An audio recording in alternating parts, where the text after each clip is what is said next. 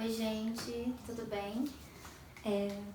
Hoje eu vou levantar para vocês alguns tópicos que eu acho importante quando a gente pensa em hemograma. Dentre todos os estudos que a gente faz, tem termos que a gente precisa se atentar, que eu vou explicar para vocês mais ou menos o que significa. O primeiro deles é anisocitose, o segundo é poiquilocitose, o terceiro é RDW e o quarto é reticulócitos. Então, o que é anisocitose?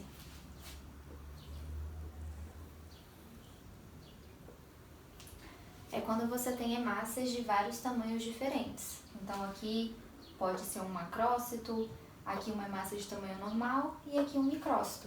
Então, quando passa no aparelho, ele diz que tem a presença de anisocitose, ou seja, hemácias com vários tamanhos diferentes. Poiquilocitose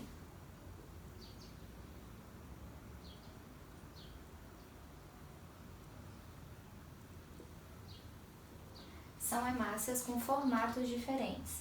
Então, você pode ter hemácia em formato de foice, hemácia em formato de lágrima ou dacriócitos, você pode ter esquizócitos.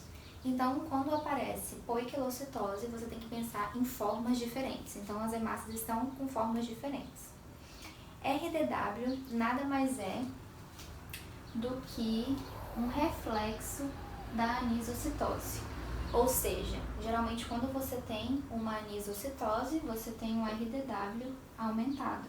Porque esse RDW nos diz como que está a distribuição das hemácias naquele sangue periférico.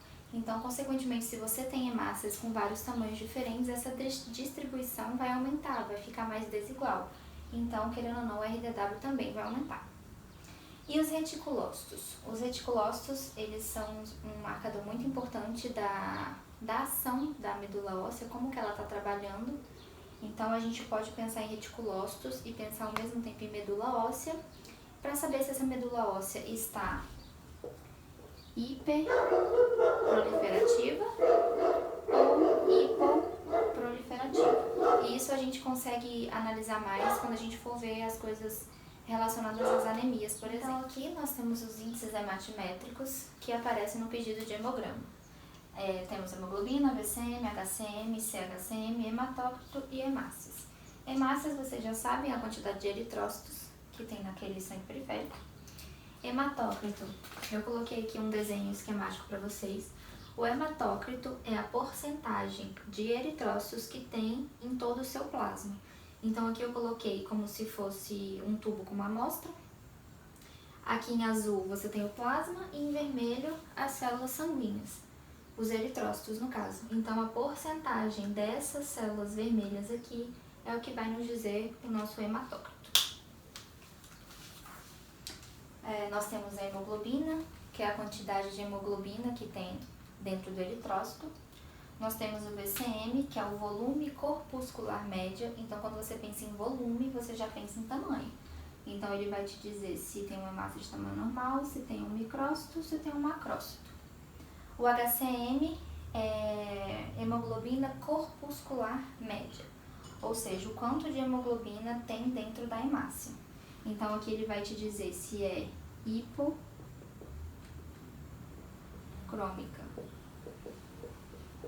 ou normocrômica.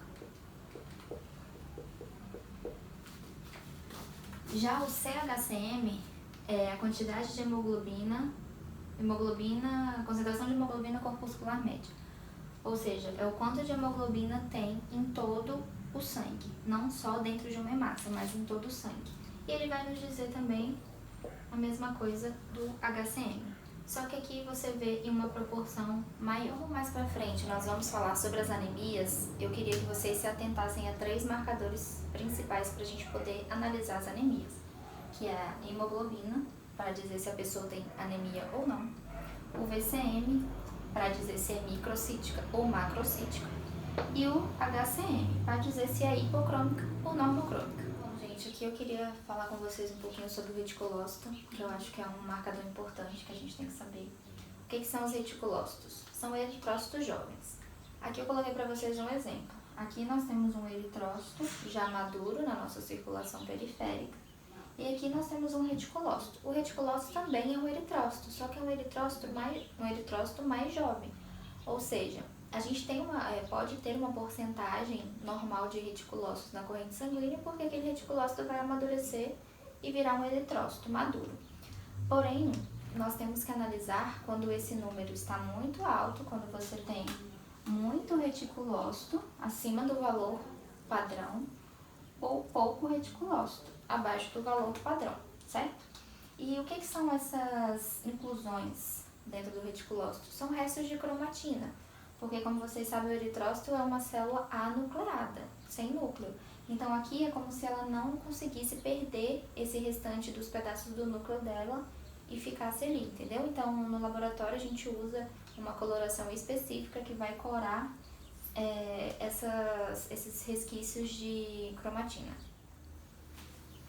Beleza, agora a gente precisa pensar um pouquinho o que leva o nosso organismo a ter uma reticulocitose, um aumento dos reticulócitos, ou uma reticulopenia, uma diminuição dos reticulócitos.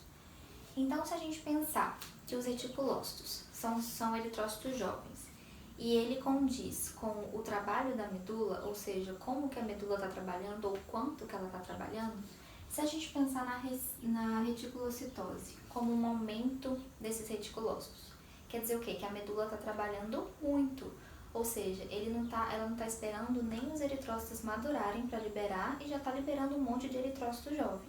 Quando que a gente tem isso? Geralmente quando a gente tem perda sanguínea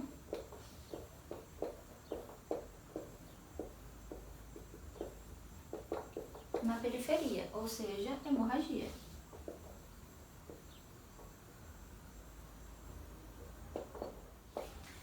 Outra coisa que nós podemos pensar é que a medula poderia estar hiperproliferativa, ou seja, trabalhando muito e liberando muitas células, muito eritrócito jovem.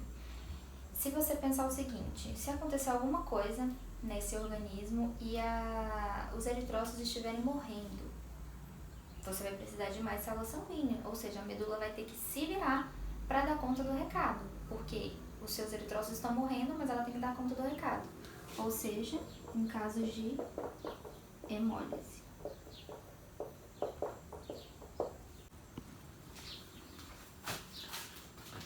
Agora, quando nós pensamos na reticulopenia, ou seja, quer dizer que a medula está hipoproliferativa, está trabalhando menos do que ela deveria trabalhar, nós podemos pensar em alguns casos. Por exemplo,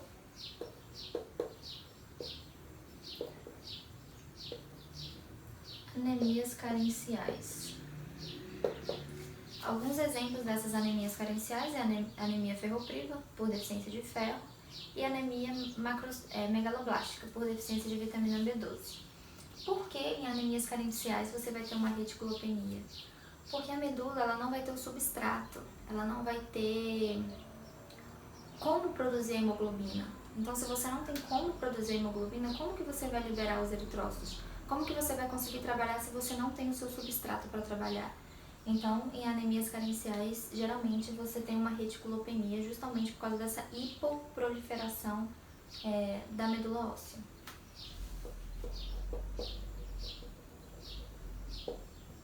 Outro caso é a anemia aplásica. Aplásica ou aplástica, tanto faz. O que é anemia aplásica? Aplasia. Não, não é não. Não celular, não proliferação. Ou seja, é quando você tem uma anemia que a medula não consegue produzir nem eritrócitos, nem leucócitos, nem plaquetas. Ou seja, ela está super hipoproliferativa. Então, nesse caso, você também vai ter uma reticulopenia.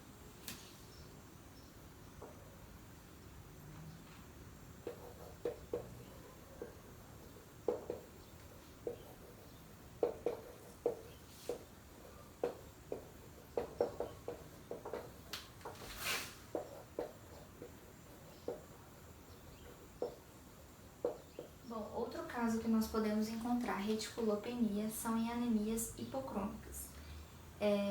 Dentro dessas anemias hipocrômicas, as mais características que nós podemos encontrar são as talassemias, Talassemias é quando você tem uma deficiência na produção de alguma cadeia hemoglobínica, então você pode ter talassemia alfa ou talassemia beta, dependendo da deficiência de qual cadeia hemoglobínica você tem. Anemia por doenças crônicas, também você vai encontrar uma reticulopenia, porque é característico de uma anemia hipocrômica, e nós também temos anemia sideroblástica, que tem correlação com ferro também. Uma curiosidade importante é que eu falei para vocês que nas anemias carenciais, por exemplo, na anemia por deficiência de ferro, nós podemos encontrar uma reticulopenia, certo? A medula óssea não tem o substrato para produzir, então ela acaba liberando menos do que deveria liberar. Porém, quando você encontra um paciente com anemia por deficiência de ferro e dá sulfato ferroso para ele, ou seja, ele entra no tratamento daquela anemia carencial, ao longo do tratamento, você pode perceber que ele vai ter uma reticulocitose. Ou seja, pacientes com resposta ao tratamento de uma anemia podem apresentar reticulocitose.